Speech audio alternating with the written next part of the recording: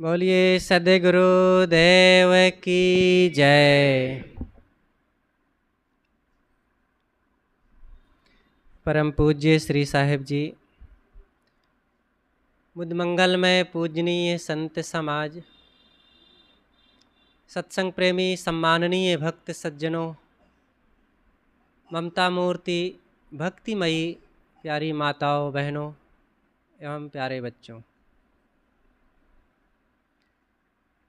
आप सब लोग अक्टूबर महीने की इस पहली तारीख को समय निकाल करके हमारी सत्संग सभा में सम्मिलित हुए। आप सबको बहुत बहुत साधुवाद है। ऐसे ही सत्संग ज्ञान और जीवन सुधार के लिए ये रुचि बनी रहनी चाहिए। सत्संग ही हमारे जीवन का ताला खोलता है, अंधकार मिटाता है, राह दिखाता है। इसलिए सबको बड़े प्रेम और श्रद्धा उत्साह के साथ सत्संग का सेवन करना चाहिए और सत्संग के नाम पर भटकाव में नहीं पड़ना चाहिए। ऐसे भी लोग होते हैं जो सत्संग के नाम पर आपको अज्ञान, अंधविश्वास और अनेक नशा दोष दुर्गुणों में ढकेल देने वाले भी हैं। इसलिए विचार पूर्वक सत्संग करें। सद्गुरु कबीर की वाणियाँ और उनके विचार ऐसे हैं कि जो मनुष्य के अंतःकरण को सीधा शांति, ज्ञान और कल्याण की तरफ प्रेरित करते हैं। दुनिया में एक ऐसे संत हुए हैं कबीर साहब जो अद्वितीय हैं। उन्होंने कहीं भी आप देख लीजिए उनकी वाणियों में, उनके विचारों में किसी भी प्रकार से दैववाद, भाग्यवाद, भगवानवाद और चमत्कारवाद की कोई गुंजाइश नहीं है। उन्होंने जीव का जिस तरीके से हित हो, दुख मिटे, वह बात बताते हैं। इसीलिए तो सद्गुरु कबीर सबके बहुत प्यारे हुए। गोस्वामी तुलसीदास जी की वाणियाँ या सूरदास जी की या और भी कोई कवि की वाणियाँ जैनों बौद्धों में, मुसलमानों में, ईसाइयों में या अन्य परंपराओं में नहीं गाए जाते। केवल हिंदू परंपरा में जो लोग मानते हैं उन सनातनी विचारों को, सनातन विचार तो सद्गुरु कबीर का मूल रूप में है, लेकिन जो मान्यता के सनातन विचार आज के हैं, सनातन विचार क्या कहलाते हैं? आज जो माना जाता है, ब्रह्मा विष्णु महेश को देवता मानना, पुराणों की बातों को जहू बहू ज्यों का त्यों स्वीकार कर लेना, गंगा यमुना तीर्थ मूर्त को पूजा करना, स्नान करके पाप कटना मानना, केदारनाथ, बद्रीनाथ, द्वारिका, हरिद्वार, प्रयागराज आदि में जाकर तीर्थ कर लो तो आपका दुख मिट जाएगा। ये सब को जो मानता है आज का वो सनातनी है। लेकिन सद्गुरु कबीर इन बातों को नहीं मानते हैं। वे कहते हैं कि सनातन वह है जो सदा से रहा हो, और वो है दया, क्षमा, करुणा, प्रेम, संयम, त्याग, आत्मज्ञान, आत्मबोध। ये सनातन है। आज इसकी ज़रूरत है, आज इसका आप सेवन करेंगे तो दुख मिटेगा, आगे भी करेंगे, हजारों लाखों वर्ष बाद भी आप दयावान, क्षमावान रहेंगे, तब भी आपको वही लाभ मिलेगा। और पहले हजारों साल पहले, लाखों साल पहले भी अगर कोई सुखी हुआ है तो दया, क्षमा, संयम, त्याग, प्रेम, करुणा से ही सुखी हुआ है। और इस धरती के अलावा भी अगर कहीं कोई धरती है और वहाँ इंसान हैं तो वहाँ भी हिंदू मुसलमान तो नहीं होंगे, ब्राह्मण शूद्र तो नहीं होंगे, जैनी बौद्ध तो नहीं होंगे, अगर इंसान होंगे तो उन लोगों को भी दया, क्षमा, प्रेम, करुणा, सत्यशील से ही शांति मिलेगी। तो बताओ सनातन कौन हुआ? यही तो हुआ ना, जो सबके लिए समान आवश्यक है, सबके लिए समान सुखदायी है। हिंदू हो, मुसलमान, ब्राह्मण हो या शूद्र, शहर का हो या देहाती, बालक हो या बूढ़ा, सबके लिए। ऐसे हैं कबीर के विचार, और इन विचारों को जो अपनाता है उसी का जीवन जगमगा उठता है। आइए हम सद्गुरु कबीर साहब के एक बहुत प्रसिद्ध भजन पर चर्चा करते हैं। साहब का भजन है, घूंघट का पट खोल रे तो को पीव मिलेंगे, घूंघट का पट खोल रे तो को पीव मिलेंगे, पीव मिलेंगे तो को पीव मिलेंगे, घूंघट का पट खोल रे तो को पीव मिलेंगे। घट घट में वही साईं रमत है, घट घट में वही साईं रमत है, कटुक बचन मत बोल रे तो को पीव मिलेंगे, घूंघट का पट खोल रे तो को पीव मिलेंगे। धन जो बन का गर्भ न कीजे, धन जो बन का गर्भ न कीजे, झूठा पचरंग चोल रे तो को पीव मिलेंगे, घूंघट का पट खोल रे तो को पीव मिलेंगे। सुन महल में दिए न बारी ले, सुन महल में दिए न बारी ले, आसन से मत डोल रे तो को पीव मिलेंगे, घूंघट का पट खोल रे तो को पीव मिलेंगे। जोग जुगत से रंग महल में, जोग जुगत से रंग महल में, पिए पाए अनमोल रे तो को पीव मिलेंगे, घूंघट का पट खोल रे तो को पीव मिलेंगे। कहें कबीर आनंद भयो है, कहें कबीर आनंद भयो है, बाजत अनहद ढोल रे तो को पीव मिलेंगे, घूंघट का पट खोल रे तो को पीव मिलेंगे, पीव मिलेंगे तो को पीव मिलेंगे, घूंघट का पट खोल रे तो को पीव मिलेंगे।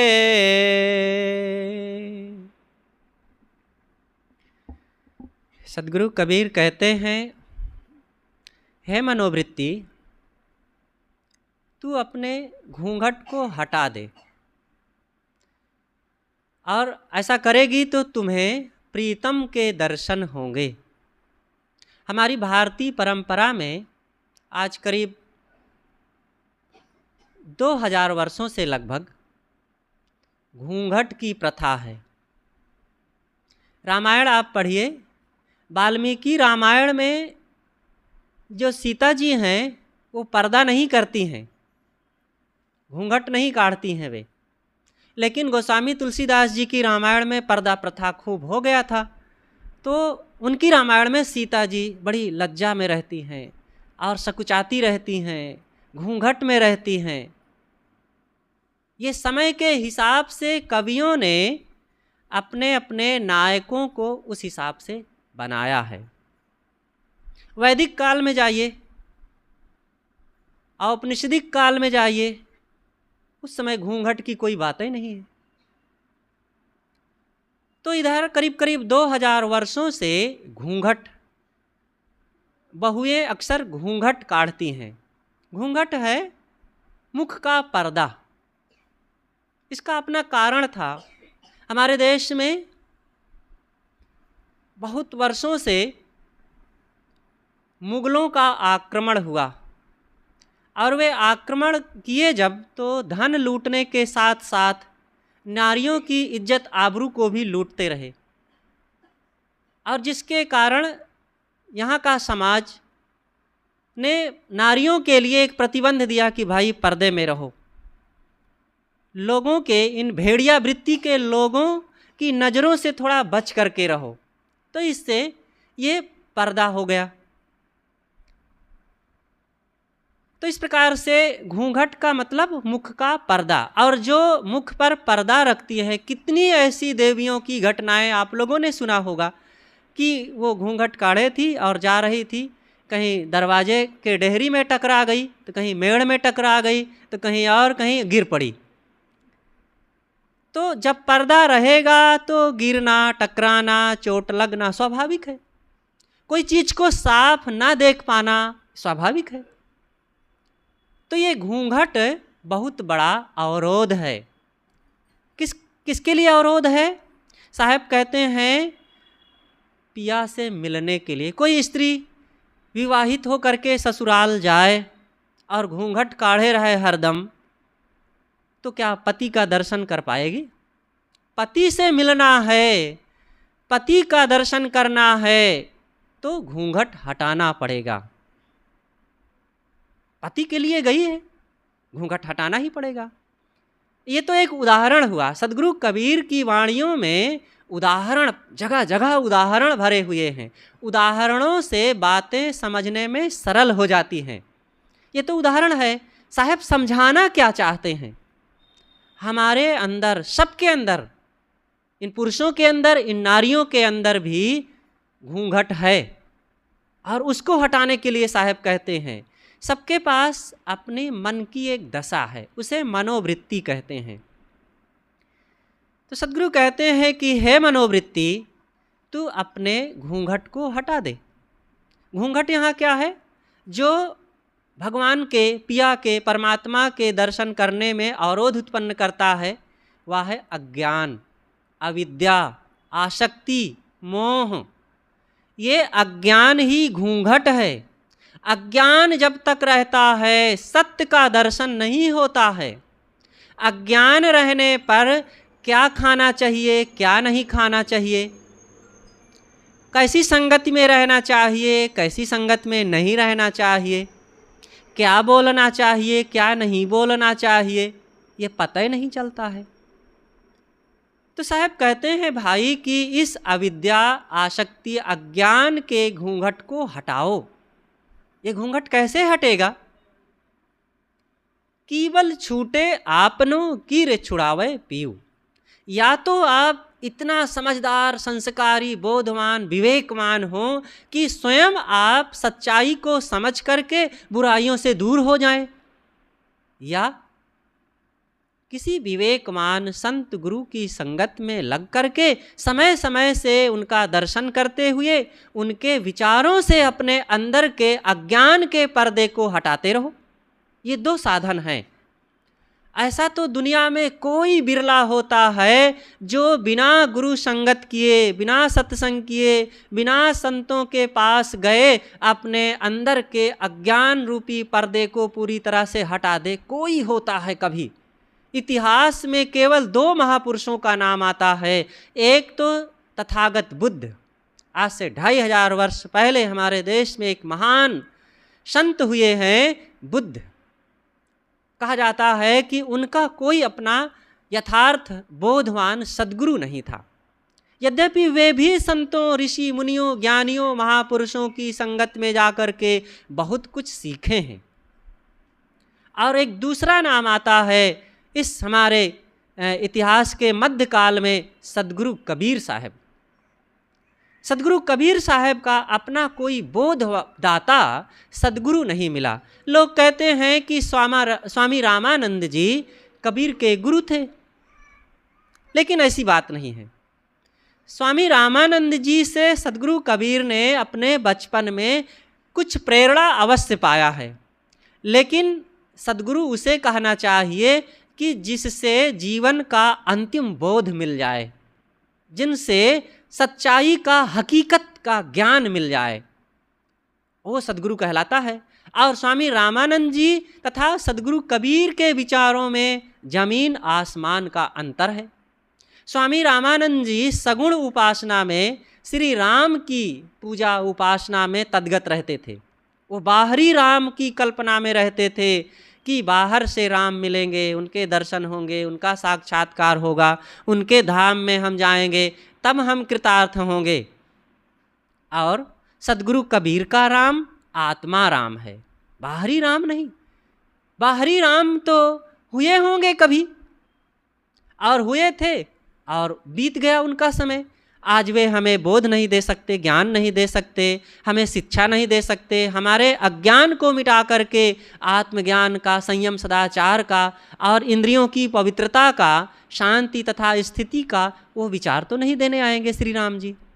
और श्री राम जी एक आदर्श मर्यादा पुरुषोत्तम हैं, गृहस्थी के एक सुंदर नायक हैं, और गृहस्थी धर्म में जीने वालों के लिए एक बहुत बड़ा आदर्श उनकी जीवन शैली से मिलता है। लेकिन वे विरक्त ज्ञानियों, संतों, साधकों के आदर्श नहीं हो सकते हैं, क्योंकि श्री राम जी से स्वरूप स्थिति का, मुक्ति का आदर्श नहीं मिलता है। गृहस्थी में जीवन जीने का माता पिता के प्रति कैसे कर्तव्य होने चाहिए, भाई भाई का कैसे कर्तव्य होना चाहिए, पति पत्नी का, ये सबके आदर्श उनसे मिलते हैं। स्वरूप स्थिति का, ध्यान का, अनासक्ति का, निष्कामता का, बोध का, मुक्ति का, कल्याण का आदर्श तो वह नहीं दिखता है। इसलिए अगर कोई आदर्श होगा तो वो वैराग्यवान विरक्त सद्गुरु होते हैं। और सद्गुरु कबीर साहब के ऐसे कोई सद्गुरु नहीं हुए।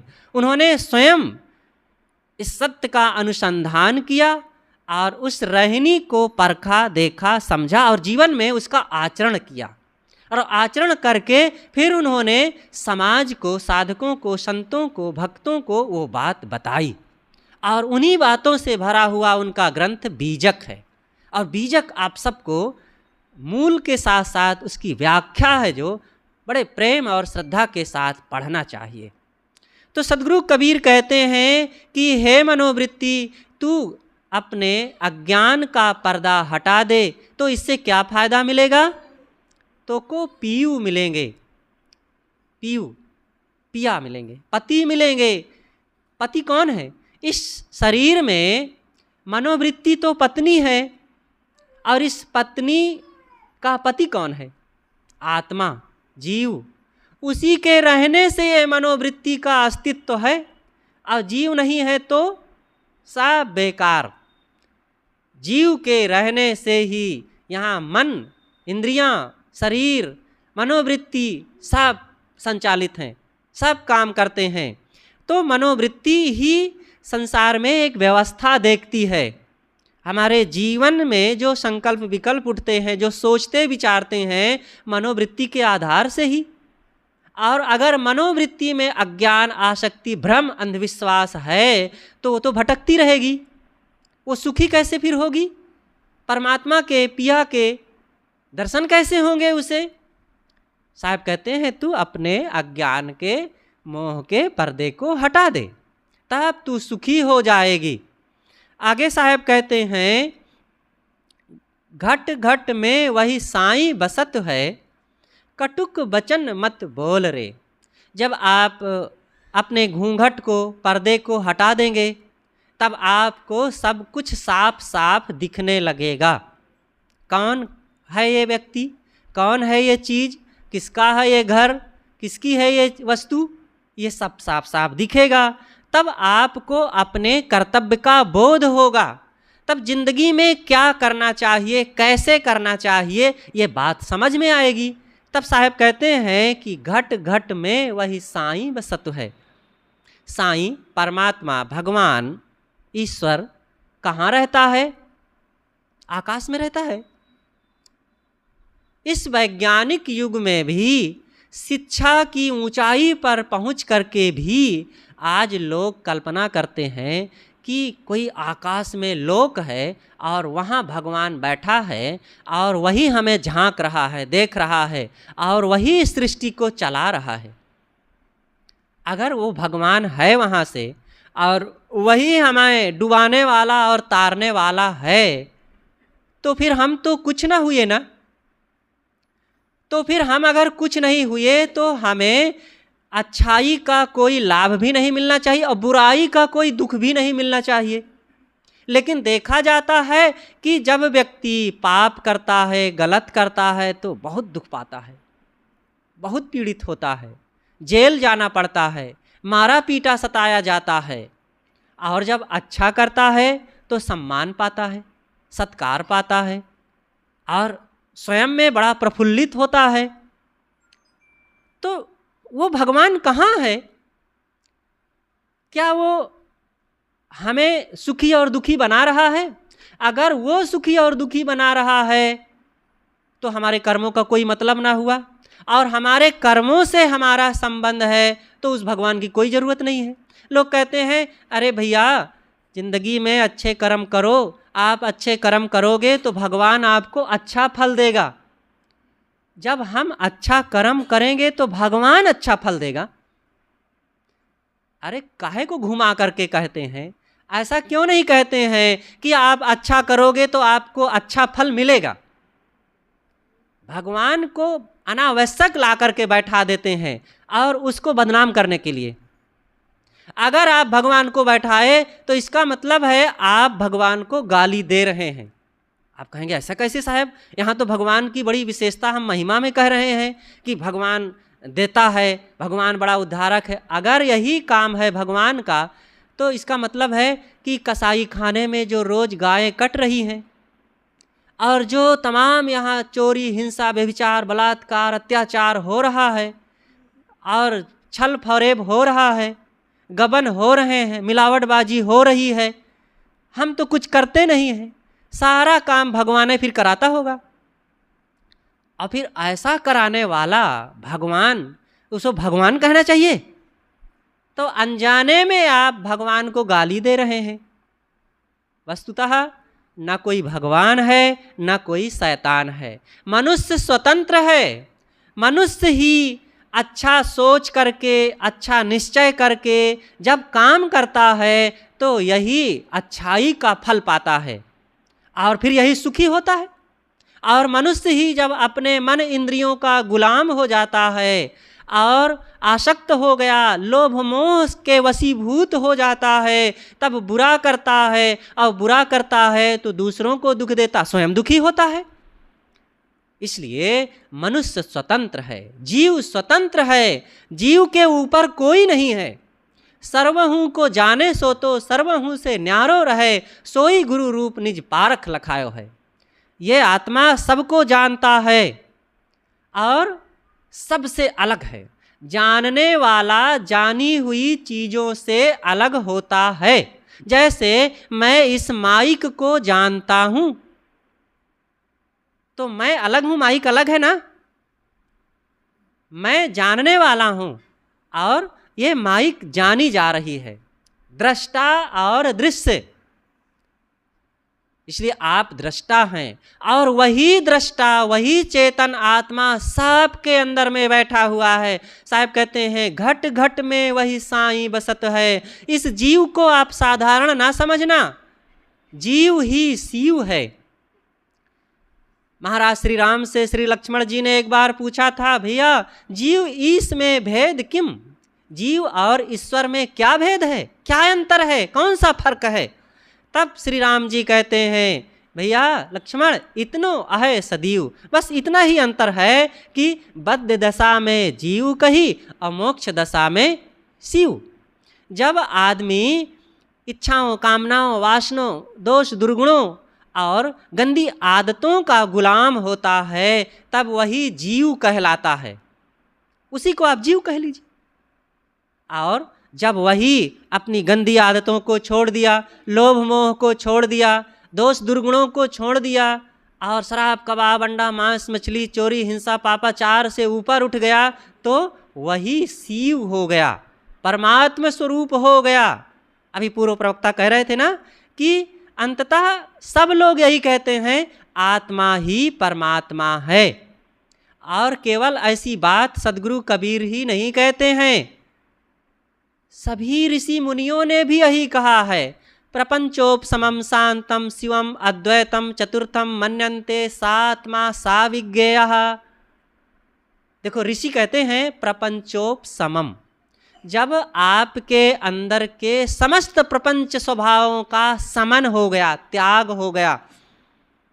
अद्वैतम, तब क्या होगा, आपके अंदर जो बैठा हुआ अद्वैत जिसमें दूसरा नहीं है कोई, वो अद्वैत परमात्मा जीव का उद्घाटन हो जाएगा। शांतम, जो शांत स्वरूप है। मन्यंतम, जो मानने जानने वाला है। सात्मा, उसे ही आत्मा कहते हैं। सा विज्ञा, वही विज्ञाता है, वही सबको जानने वाला है और उसी को शिव कहते हैं।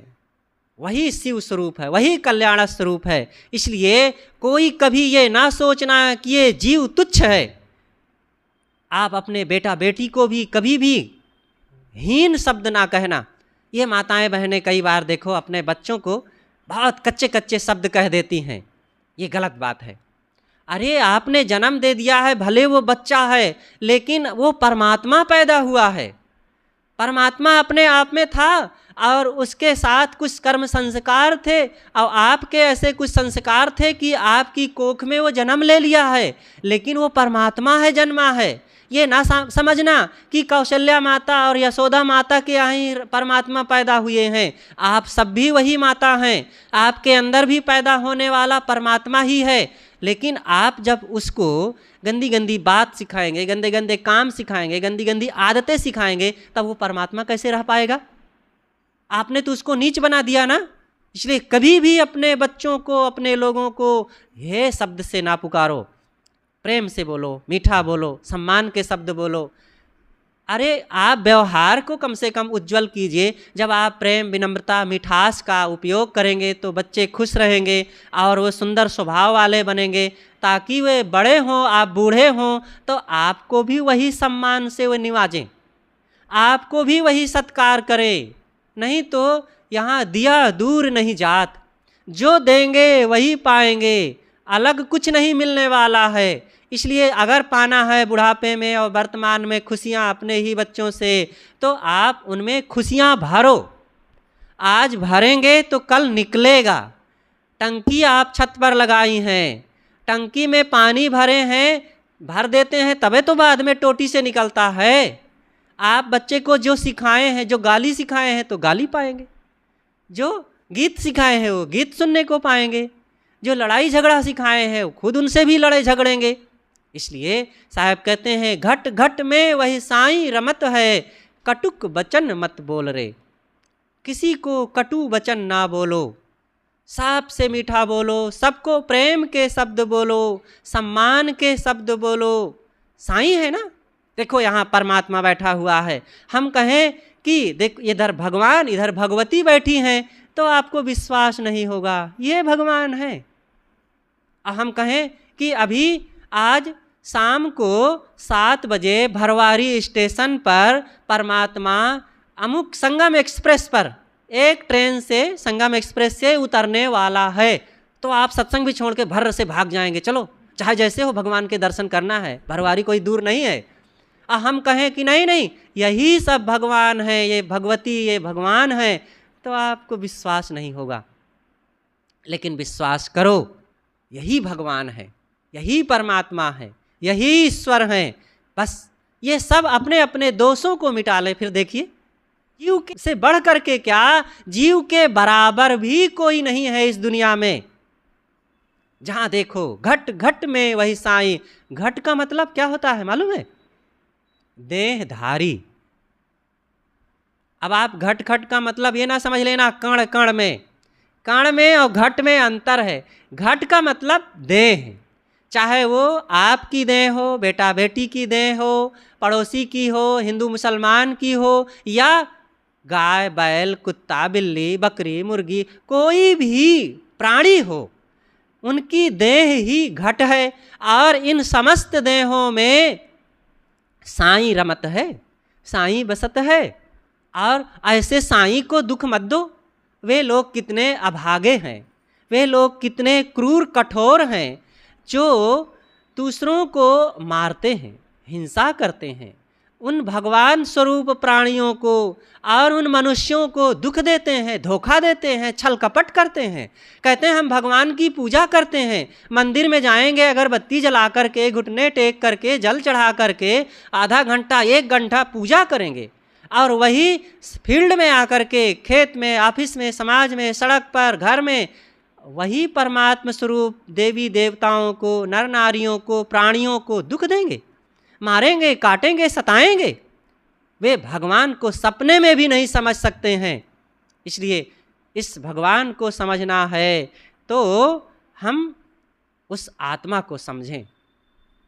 तो साहब कहते हैं कि घट घट में वही साईं रमत है, कटुक वचन मत बोल रे। कटुवाणी ना बोलो कहीं, और सबसे मीठा बोलो, सरल वाणी का उपयोग करें, और कहीं भी किसी को सताओ नहीं, दुख ना दो। तो साहब आगे कहते हैं, धन जौवन का गर्व न कीजे, झूठा पचरंग चोल रे। धन और जवानी का घमंड ना करो। यहाँ सब क्षणिक है, सब बदल जाने वाला है। सदगुरु कबीर कहते हैं, धन जौवन का गर्व न कीजे। ये धन कितने दिन रहने वाला है? थोड़े समय में आज कुछ और कल कुछ हो जाता है। तो धन का, चीज़ों का, ऐश्वर्य का घमंड बिल्कुल वाहियात है, बिल्कुल फालतू है। इसलिए कहीं भी किसी को सताओ मत, अहंकार ना करें। ये चीज़ें किसी के साथ सदा रहने वाली नहीं हैं।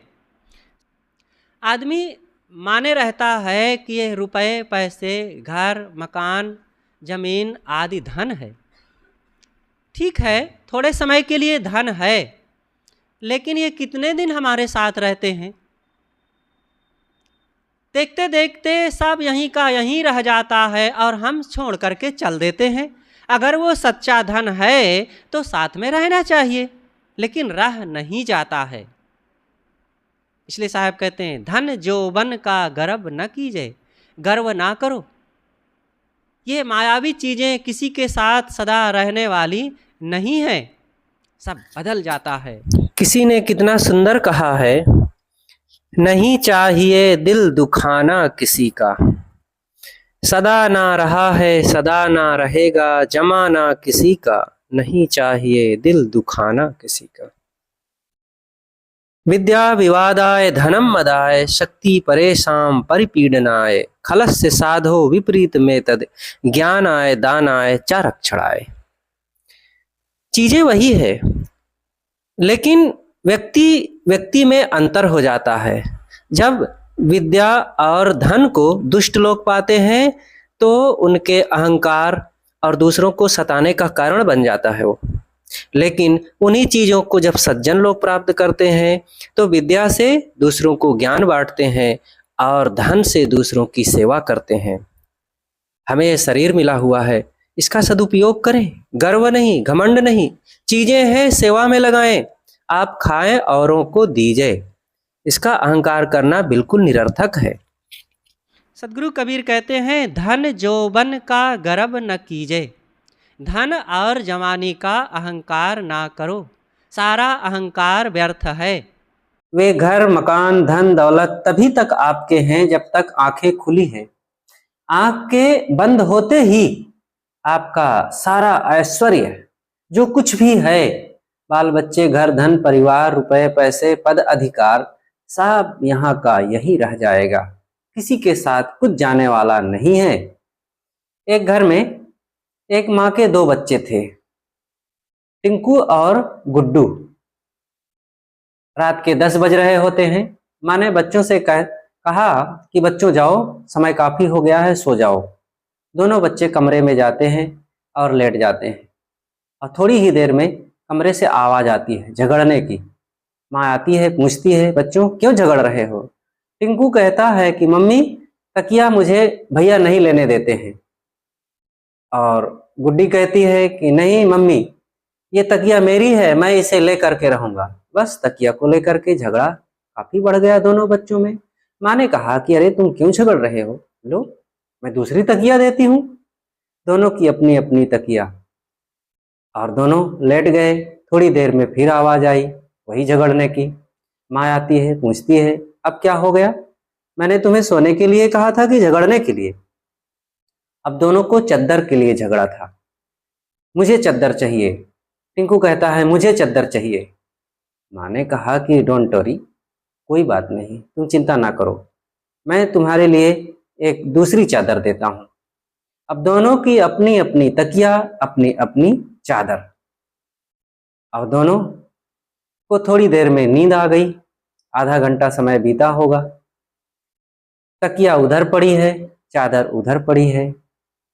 टिंकू की टांग उसके ऊपर है, उसका हाथ उसके ऊपर है। दोनों पड़े हैं। दोनों की चीजें वैसे इधर उधर बिखरी हुई है, किसी को कुछ होश नहीं है। माँ आकर के देखती है और हंसती है। देखो तो, ये जिस तकिया और चादर के लिए लड़ झगड़ रहे थे, वो तकिया और चादर से इनका कोई संबंध नहीं है। सज्जनों, इसी प्रकार जैसे ये माँ हंस रही थी उन बच्चों के लिए, वैसे मौत हंसती है हमारे लिए। चीजों के पीछे रात दिन दौड़ते दौड़ते हम चीजों के जैसे ही जड़ हो गए हैं।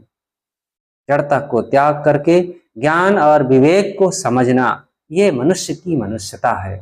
मनुष्य थोड़ा सा धन क्या बटोर लिया, थोड़ी सी बुद्धि क्या इसके पास हो गई, ये अहंकार का पुतला बन जाता है। एक नवयुवक था, पढ़ लिख करके तैयार हुआ तो अपने सिर पर वो एक तांबे की पट्टी बांध करके चलता था। लोग जब उससे पूछते कि ये पट्टी क्यों बांधे हो, तब वो कहता मेरे दिमाग में बुद्धि और विद्या की इतनी तेज धारा प्रवाहित है कि अगर मैं इसे न बांधूं तो मेरा सिर फट जाएगा। देखो, इतनी तेज धारा उसके बह रही है कि सिर ही फट जाएगा। ऐसे ऐसे दुनिया में न जाने कितने घोर अहंकारी लोग आए और मक्खी की भांति मर करके चले गए, कोई उनको न जान सका। इसलिए सरल विनम्र बन करके करने योग्य को करें। देखो, सदगुरु यहाँ कहते हैं, धन जोबन का गर्व न कीजे, झूठा पचरंग चोल रे। धन जवानी का अहंकार ना करो, ये पचरंग का चोला तुम्हारा झूठा है। 5 रंगों का चोला कौन सा है? शब्द स्पर्श रूप रस गंध, ये 5 रंगों का ये शरीर है। इसका गर्व ना करो, घमंड ना करो। ये 5 रंगों का चोला आजकल में सब बिखर जाने वाला है। आगे सदगुरु कहते हैं, शून्य महल में दियना बार ले, आसन से मत डोल रे। ये जो हमारा जीवन है, हमारा शरीर है, ये इसको शून्य महल बनाओ। अपने इस शरीर में इच्छाओं, कामनाओं, दोष, दुर्गुणों को मिटा करके पहले शून्य बनाओ, खाली बनाओ। सबके अंदर में वही चंचलता, वही आसक्ति, वही दोष दुर्गुण, वही गंदी आदतें भरी हुई है। लड़ाई झगड़ा की आदत, अहंकार आसक्ति की आदत, और अंदर में कीड़े जैसे कुलबुला रहे हो, गंदगी भरी हुई हो। शून्य करो। शून्य कैसे होंगे? साधना में बैठो, सत्संग में बैठ कर के पहले अच्छी बातें सीखो और फिर अपने अपने घरों में जा कर के एकांत में बैठ कर के सत्संग सुनिए, मोबाइल से सुनिए और ध्यान कीजिए, मनन कीजिए, मैं कौन हूँ, मेरे जीवन का उद्देश्य क्या है और ये शरीर कितने दिन तक रहेगा, ये प्राप्त चीज़ें हमारा कितना साथ देंगी। साहब उसी के लिए कहते हैं कि ये शून्य महल में दियना बारी ले। पहले अपने आप को खाली करो और फिर दिया जलाओ।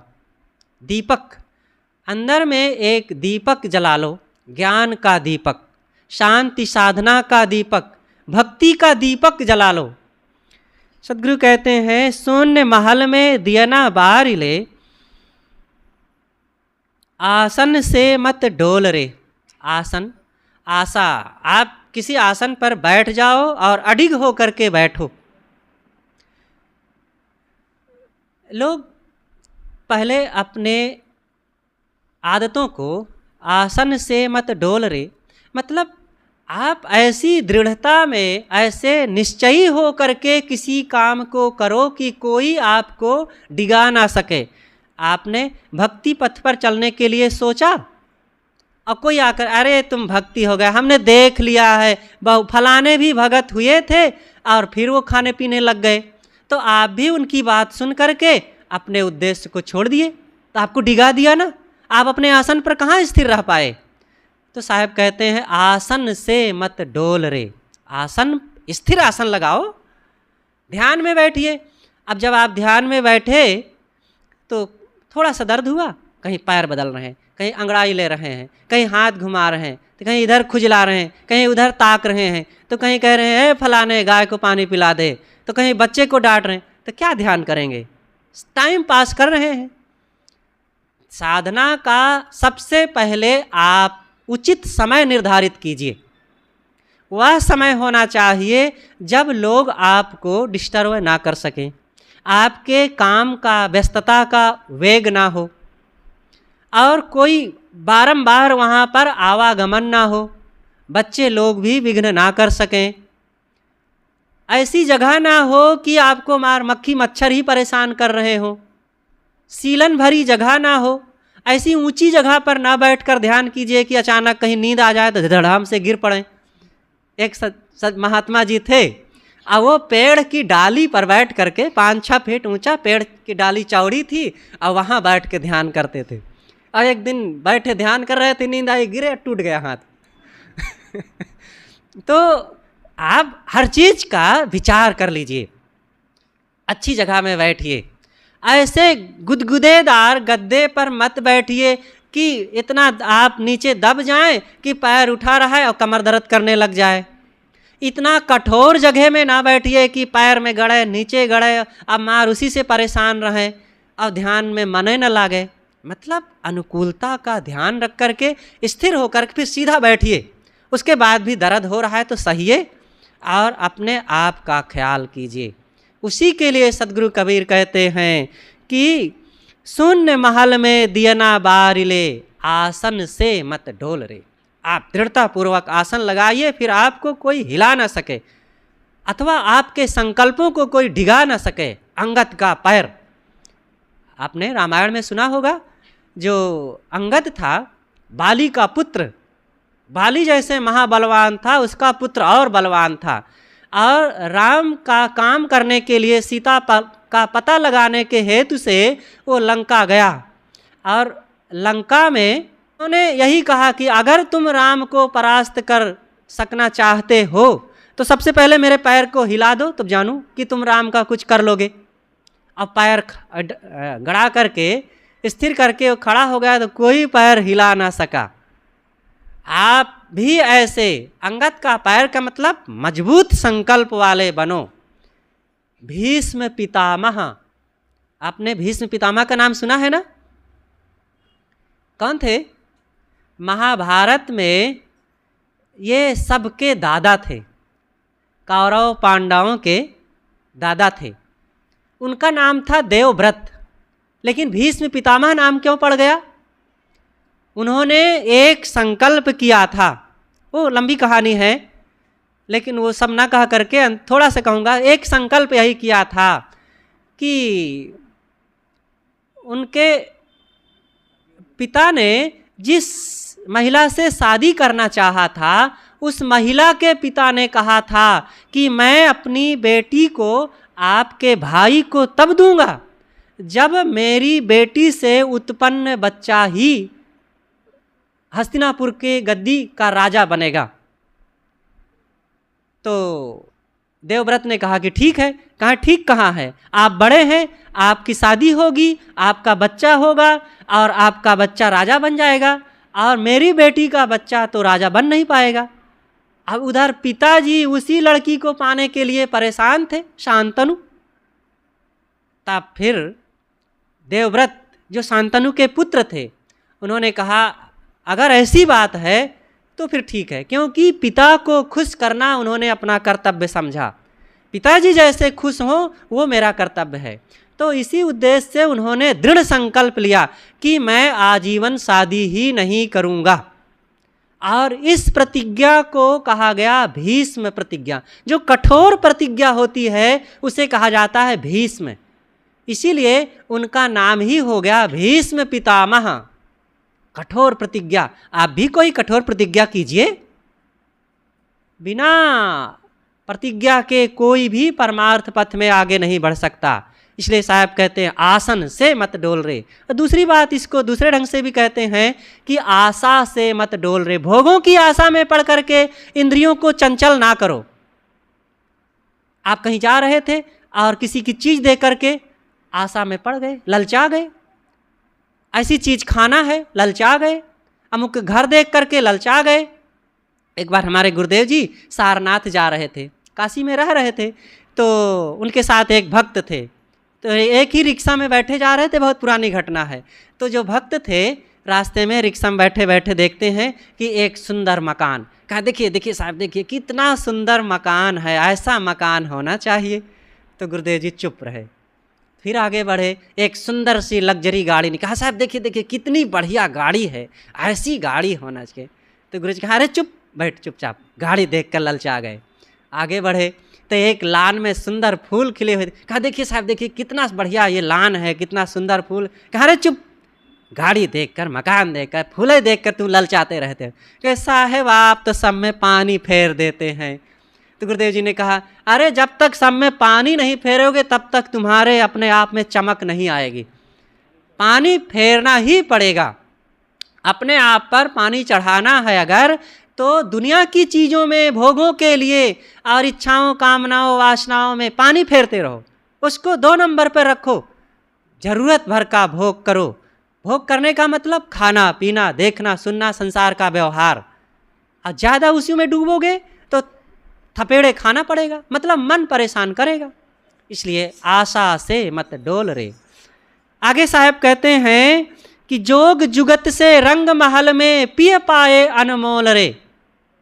जोग युक्ति से साधना करो। योग और युक्ति, योग है साधना, युक्ति है तरीका। योग किसे कहते हैं? योगस् चित्त वृत्ति निरोधः। योग है चित्त की वृत्तियों का निरोध करना, मतलब मन के संकल्प विकल्पों को शुद्ध करना, शुद्ध करते करते शांत कर देना, ये योग है। योग दर्शन ही लिखा है महर्षि पतंजलि जी ने। और उस योग दर्शन को राजा भोज ने भाष्य करते हुए कहा है, पतंजलि मुने रुक्ति काव्य पूर्वा जयत्सौ उस प्रकृति वियोगो अपि योग इत्युदितो यया। उसका भाव यही है कि महर्षि पतंजलि के योग दर्शन की जय हो, जिसमें उन्होंने वियोग को भी योग कहा है। वियोग जड़ और चेतन का वियोग कर देना ही योग है। आपके गणित की भाषा में योग क्या है? 2 और 2 का योग कर दीजिए तो क्या हो जाएगा? 4। ये योग जोड़ने को योग कहा गया है। लेकिन आध्यात्मिक भाषा में, योग दर्शन की भाषा में वियोग को योग कहा है। यहाँ वियोग क्या है? जो चेतन है, जीव आत्मा है, आपका जो स्वरूप है, इस देह में आसक्त है। इस आसक्ति को तोड़ देना ही योग है। कितना वैज्ञानिक है ना। तो साहब कहते हैं योग और युक्ति से, युक्ति पूर्वक, युक्ति से काम करो, युक्ति से काम सरल हो जाता है। आप एक मुट्ठी चावल लेकर के चलें, इसी में बड़ी समस्या है। और युक्ति पूर्वक एक मुट्ठी का 1 किलो, 10 किलो, 20 किलो, 50 किलो है नहीं, 50 कुंटल भी एक गाड़ी बना लीजिए, ट्रक बना लीजिए, गाड़ी में लाद लीजिए युक्ति पूर्वक और चले जाइए। अब 50 कुंटल नहीं, 5000 कुंटल भी एक ट्रेन में लाद लीजिए, युक्ति पूर्वक ट्रेन बनाइए और लाद लीजिए, चले जाइए। युक्ति से काम ना करने पर 1 किलो चावल लेके चलना बड़ा कठिन है, और युक्ति पूर्वक बड़ा सरल हो गया। एक सज्जन थे, उन्होंने मेढक, उन्होंने बहुत से मेढक पकड़ा, करीब 15-20 मेढक थे। तो सुबह सुबह वे एक सेठ जी के पास पहुँचे और सेठ जी से कहे कि सेठ जी मेरा एक माल तौल दीजिए। तो उन्होंने कहा ठीक है, तो बहुत बढ़िया, सुबह सुबह ये सौदा आ गया, बिना कुछ खर्चा किए ही अब इनसे मुझे 5 रुपये मिल जाएगा। उन्होंने कह दिया था मेरा माल तौल दीजिए, मैं 5 रुपये आपको दूंगा। तो कहा ठीक है लाओ, और वो अपना माल, वो मेढक 15-20 मेढक थे, उसके तराजू में तौले, धर दिए।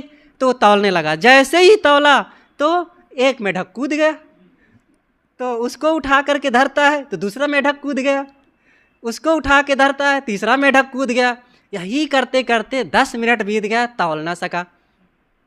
तो बहुत परेशान हुआ, कहें यार सुबह सुबह क्या तुम लेकर के आ गए, इसको कैसे हम तौलें। सेठ जी आप तो बहुत खुश हो गए थे, मैं तो अपना काम करवाने हूँ, 5 रुपये दूंगा, आप तौल दीजिए। तो एक सज्जन थे आ गए, उन्होंने कहा यार इस तराजू के चारों तरफ कपड़ा घेर दो, फिर तौल लोगे। तब उसने कहा कि हाँ ये तो बात सरल है। कपड़ा घेर दिया तो मेढकों में एक नेता था, कहे यार ये तो अब तौल लेगा। तो उसने फिर लोगों को सलाह दिया कि ऐसा करो, इसी में उछल कूद लगाते रहो, फिर ये तौल नहीं पाएगा। अब उसी में उछलने कूदने लगे, अब फिर तौल नहीं पाया। तो सेठ ने कहा यार ले जाओ यहाँ से, नहीं चाहिए तुम्हारा 5 रुपया। तो अंततः वो लेकर के चला आया, अब वो तौल ना सका, 5 रुपया मिला नहीं। ऐसे ही हमारे अंदर में तमाम संकल्प विकल्पों का, दोष दुर्गुणों के मेढक कूद रहे हैं, इनको शांत करना है तो युक्ति पूर्वक शांत होंगे। युक्ति पूर्वक काम करने के लिए साहब जी बड़ी बढ़िया कहानी कहते हैं, मैं नहीं कहूँगा, कि एक गाय को एक व्यापारी पाला था और गाय को लेकर व्यापार करने विदेश गया था। तो साहब जी से समय से सुनिएगा। तो साहब कहते हैं योग युगति से रंग महल में पिय पाए अनमोल रे। जब आप योग पूर्वक और युक्ति पूर्वक साधना करेंगे तब अपने इसी शरीर के रंग महल, आपका शरीर रंग महल है, बहुत बढ़िया। देखिए आप मंदिर में जाइए, वहाँ पर मंदिर होगा, गेट होगा, मूर्ति होगी, देवता होगा, सब कुछ होगा। आपके अंदर भी तो है, गेट है, शरीर है, सुंदर हाथ पैर हैं, आँख नाक कान है, और बढ़िया सब कुछ भव्य शरीर है, और अंदर में देवता भगवान आत्मा बैठा हुआ है। तो इसी शरीर के रंग महल में पिय पाए, वो आत्मा का दर्शन होगा जब युक्ति पूर्वक साधना करोगे। और वो कैसा अनमोल है, अनमोल। आप जब शांति प्राप्त करोगे, साधना कर लोगे और अपने आप को जब स्वश कर लोगे, तब फिर देखना कितना आनंद आएगा। लाखों करोड़ों रुपया मिल करके जितनी खुशी मिलती है, उससे बहुत ज़्यादा आपको जब आप अपने आप में लौट आएंगे, सारी इच्छाओं कामनाओं वासनाओं का त्याग कर देंगे, अपने स्वरूप में ठहर जाएंगे, तो करोड़ों अरबों रुपए प्राप्त करने से ज़्यादा खुशी मिलेगी। रुपया उपया, जमीन मकान, पद अधिकार, उसके सामने क्या तुलना कर सकते हैं। उसी के लिए साहब कहते हैं पिए पाए अनमोल रे, अनमोल प्रीतम के दर्शन होंगे। और अंतिम बात सदगुरु कहते हैं कि कहें कबीर आनंद भयो है बाजत अनहद ढोल रे। ऐसे साधक, ऐसे नर नारी, ऐसे साध्वी अथवा संत गुरु के लिए आनंद, वो आनंद मनाता है। आनंद मनाओ। ये मानव जीवन पा करके आप आनंद नहीं पाएंगे तो कब पाएंगे। ये मानव जीवन सुखी होने के लिए मिला है, कृतार्थ होने के लिए मिला है। अपने जीवन को धन्य बनाओ, और धन्य तब होंगे जब आप सत्संग से जुड़ करके आत्मा का ज्ञान प्राप्त करके जब अपने स्वरूप में आत्मा में लौट आएंगे तब देखना। फिर इस बात को शब्दों से समझाया ही नहीं जा सकता है। अच्छा, हम आपको एक बर्फी की मिठास को समझाना चाहें। हम बर्फी खा रहे थे, एक ने कहा कि बर्फी कैसे होती है यार, बड़ा आराम से बहुत बढ़िया चटकार के खा रहे हो। अरे हम कहते हैं बहुत मीठी है, बहुत बढ़िया है। तो कहते हैं कैसे मीठी लगती है, वो कभी खाया नहीं था। हमने कहा अरे बहुत आनंद आ रहा है। तो कहता है कैसे आनंद आ रहा है, उसको कैसे बतावें कि आनंद आ रहा है। तो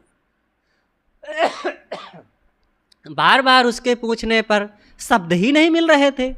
बहुत शब्दों का प्रयोग करने पर भी उसको बर्फी का स्वाद ही नहीं पता चल रहा था। तो हमने क्या किया, बर्फी का एक टुकड़ा तोड़ा और उसके मुख में डाल दिया, और जब डाल दिया तब खाया और फिर मस्त हो गया। हमने पूछा कैसे लग रहा है, कहा अरे बहुत आनंद आ रहा है। तो हम पूछते कैसे आनंद, अब वो भी नहीं बता पा रहा है। तो ये ऐसा है कि इसको आप शब्दों में नहीं व्यक्त कर सकते हैं आनंद। ऐसे ही ये तो बर्फी का आनंद हुआ। हर आनंद तो भोगों का आनंद, विषयों का आनंद। कोई पूछे कि कितना आनंद आ रहा है तो कोई बता पाएगा, लेकिन उसी से पूछो भोगानंद, विषयानंद, आत्मानंद सब बड़े उस पार हैं। लेकिन विषयानंद भोगानंद में दुख ही दुख है, क्लेश ही क्लेश है, भय ही भय है।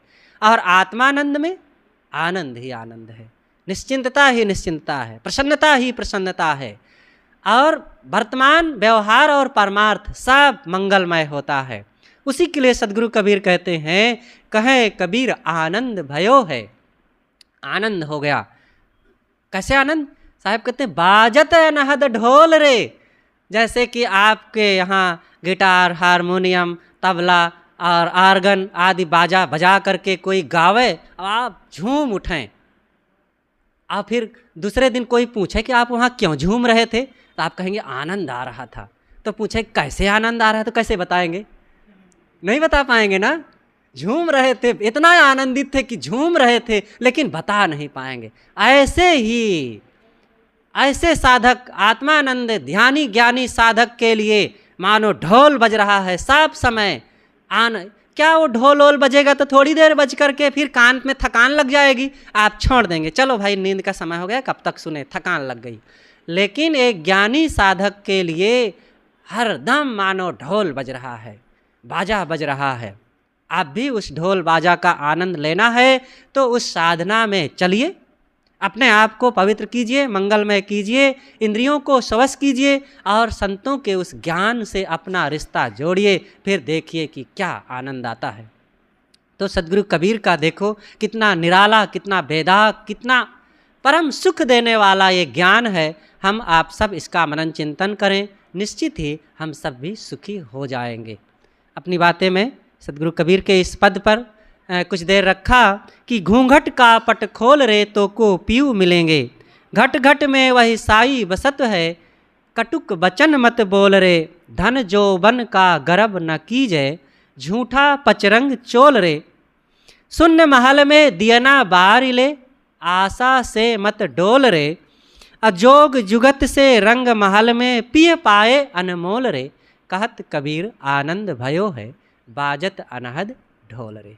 बस बोलिए सद्गुरु देव की जय।